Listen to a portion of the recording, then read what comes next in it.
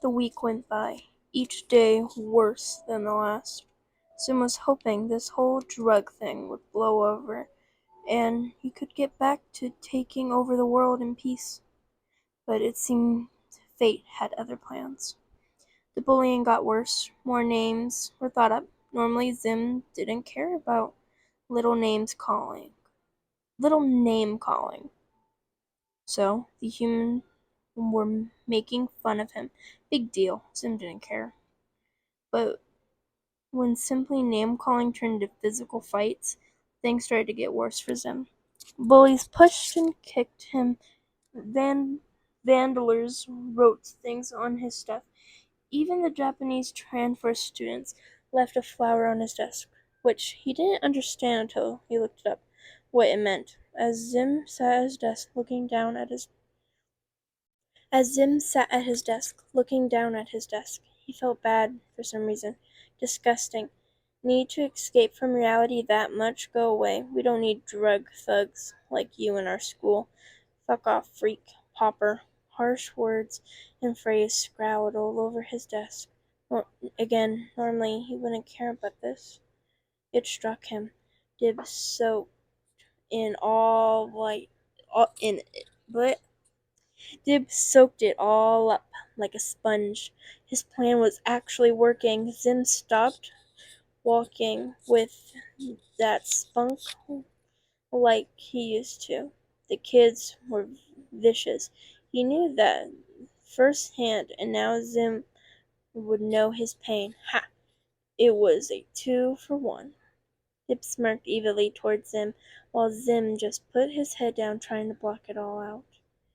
Later, at recess, Zim sat on a bench under a tree, just trying to avoid any confrontations, only to be interrupted by Dib. "Why, hello there, Molly." Dib chuckled to himself, sliding his hand into his pockets. "My name is not Molly," Zim screamed. "Really? I guess I forgot," Dib shrugged. "It's just all these rumors about you, Zim, messing with my head, making me think you might actually be a drug addict. Soon enough, people might actually look into it," and a dark look appeared on Dib's face. "Who knows what they'll find?" Zim backed up and tripped over the bench, falling on the ground. "They find nothing. They'll find nothing, for Zim is normal," Zim shouted desperately. Dib chuckled. "Sure you are, Zim. Sure you are." Dib walked off, leaving Zim in the grass. Zim ran home into his lab and to his hiding place for his medicine. He had never felt so stressed in his life. What if what Dib said was true? What if the other humans started looking into him? Oh no. He opened the box, 11 pills staring back at him. He reached and pulled out one. The pills always make him feel better. Maybe? No. He needed these to make it through the months. There was no way he was going to take one early. He puts the pills back and hides his box. Zim took a few deep breaths and calmed down. "I can do this. I am Zim. This will blow over. I know it. I am Zim."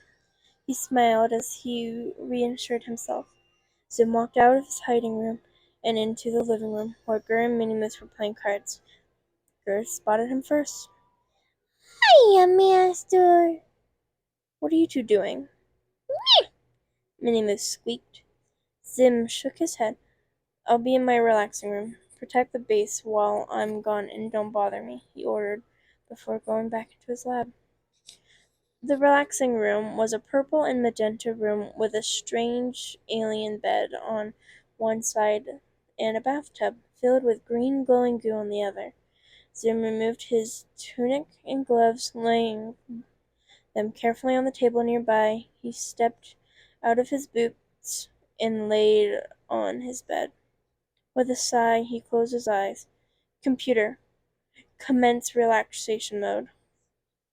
Strange pipes and hands came from the roof and pulled Zim up and promptly removed Zim's pack and replaced it with a tube coming bed acting like a second life support. While his pack was being locked away in a high secured vault, Zim was laid on the bed where he curled up on his side. The tube pumped in a relaxing chemical, and soon enough Zim fell asleep. He hardly ever had time to do this, and it felt great every time he woke up to his computer. Master, wake up. It's time to take your medication. Zim nodded and sat up while the pipe in his back was replaced with his pack. How long was I out? A whole week, sir. Zim shook his head, still on the effects of the relaxation chemical. He made his way to the hidden room and plucked himself another pill. He smiled slightly as his body relaxed a bit. He re-hid the pills and marched to his main lab. Sir, the tallest are contacting you. Zim nodded. Of course, they were. They were normally. Zim would have called them by now to let them know. On screen, he waved. Soon the tallest face appeared on the big screen. Evening, my tallest. Uh, yeah, hey Zim. Did you, take your pills? Tallest Purple stammered out, his face stricken with worry. Of course, my tallest. Zim smirked. Relief washed over the two of them. Good, good. Glad to see you're still loyal to us as ever. Tallest Red smiled back. Always. Why wouldn't I? No reason. Tallest Purple stuttered. Zim tilted his head a bit, but brushed it off. All right then. If there isn't anything else, bye-bye, Zim. The tallest Red waved off, and the screen went black. Zim smiled and went back to the top of the base, where Gert and Minnie Mouse were still playing cards. Hiya, Master. You, you sure were going a really long time. Gertrude and latched onto Zim's leg when he passed by. Zim rolled his eyes and just sat on the couch. Minnie Mouse hopped up with him. Meh! What was that? What was that? Me. What? How? Meow! Zim shot up and ran outside, looking back at the house. Drug boy, piece of shit, nobody, stay away from our school, nasty, green kid, pauper, Molly Moo, disgusting. Someone had sprayed paint the whole front of his house, horrible phrases and words. Zim felt himself shaking. It didn't blow over like he thought it would. No, somehow it got worse.